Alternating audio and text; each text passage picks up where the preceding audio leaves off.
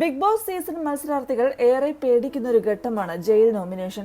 ഓരോ ആഴ്ചയിലെയും പ്രകടനങ്ങളുടെ അടിസ്ഥാനത്തിലാണ് നോമിനേഷൻ വരിക. മുൻ വർഷങ്ങളിൽ നിന്നും വിഭിന്നമായി പവർ ടീം തിരഞ്ഞെടുക്കുന്ന ഒരാളും ഭൂരിഭാഗത്തിൽ നിന്നും ഏറ്റവും കൂടുതൽ വോട്ട് കിട്ടുന്ന ഒരാളുമാകും ജയിലിലേക്ക് ഈ സീസൺ മുതൽ പോകുന്നത്. അത്തരത്തിൽ ഇന്ന് പവർ ടീം തിരഞ്ഞെടുത്തത് ജിൻഡോയെയാണ്. രണ്ടാമതായി തിരഞ്ഞെടുക്കുന്നത് ജാസ്മിനെയും.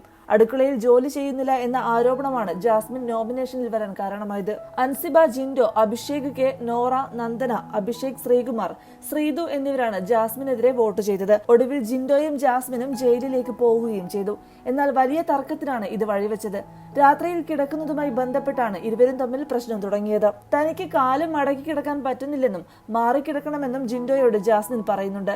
എന്നാൽ ഇത് കേൾക്കാൻ ജിൻഡോ തയ്യാറല്ല. പിന്നീട് ഇരുവരും വലിയ വാക്കുതർക്കത്തിൽ ഏർപ്പെടുന്നുണ്ട്. ഒടുവിൽ ഉറങ്ങാൻ കിടന്ന എല്ലാവരും ജയിലിന് മുന്നിലെത്തുന്നുണ്ട്.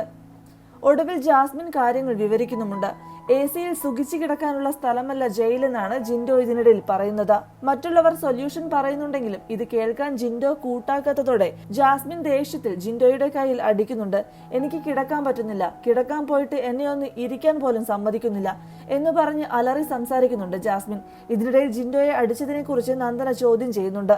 എന്നാൽ ഹൗസിലെ മറ്റു അംഗങ്ങൾ ആരും ഇതേക്കുറിച്ച് ചോദിക്കാനോ ബിഗ് ബോസിനോട് പരാതിപ്പെടാനോ തയ്യാറായിരുന്നില്ല.